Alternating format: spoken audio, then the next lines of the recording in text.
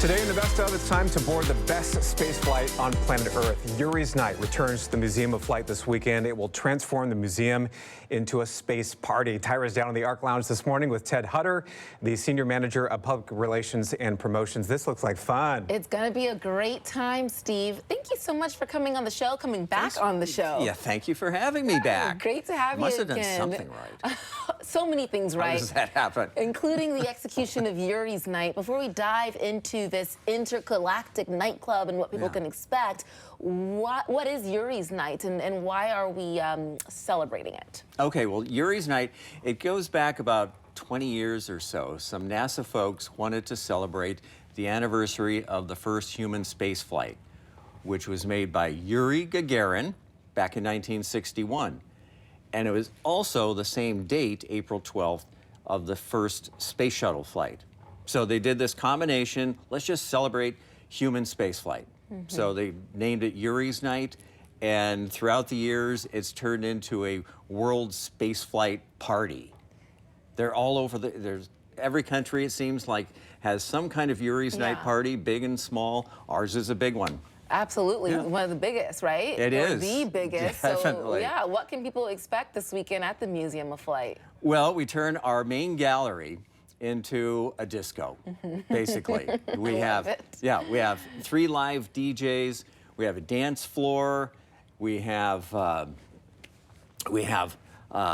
light installations. So we really try to change the look of the place. It's a club atmosphere, but of course you got all these fantastic flying machines all around you.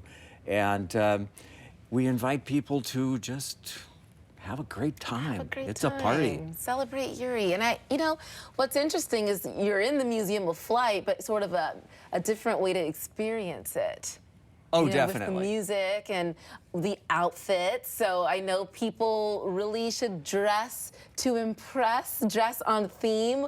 What are you all looking for people to show up in? And what have been some of your favorite outfits in years past? Well, the outfits come in all kinds. Okay. Everything from more of a literal space flight, like dress up like an astronaut, something like that. But it's not just a literal translation. It's like space however you see it. So, you know, if you want to wear, you know, a sort of a bubble on your head, that's space flight for you. It's sci-fi space. You know, it's what you dream to be. So some people, you know, they want to be like NASA or maybe Blue Origin or maybe Star Wars or, you know, however they see that concept of where they want to go, what they think of space is and what it symbolizes for them. And, you know, given this nature, the nature of this program, well, we see all kinds of costumes and ways to dress, some of them very revealing, but we do have, you know, some kind of a dress code there. Okay.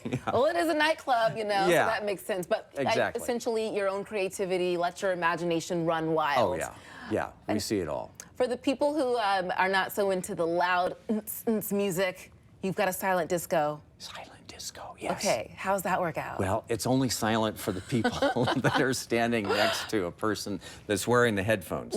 So you have the music in your head. And, you know, you can control the volume. And there's different channels. So you have some control over the type of music that you want to have. But, yeah, it's a funny sort of thing. Have you ever seen the silent discos? I've never been to one. I've only heard about one. So everybody is grooving to their own music, but you're not hearing anything around them. Hearing anything. But inside, they're having their own great time. But it's the same group of people, and it's the same kind of an atmosphere. Everyone's dancing. Choose your own adventure. In your opinion, because this is celebrating the first human space flight, seeing where we are now, I mean, so much has happened in history. What's your take on where we are right now with space flight, space exploration? I mean, there's so much to talk about. Well, this is a really exciting time for space flight. And that's probably why there's so much interest in our event and the other ones, because it's really the first of a new space age.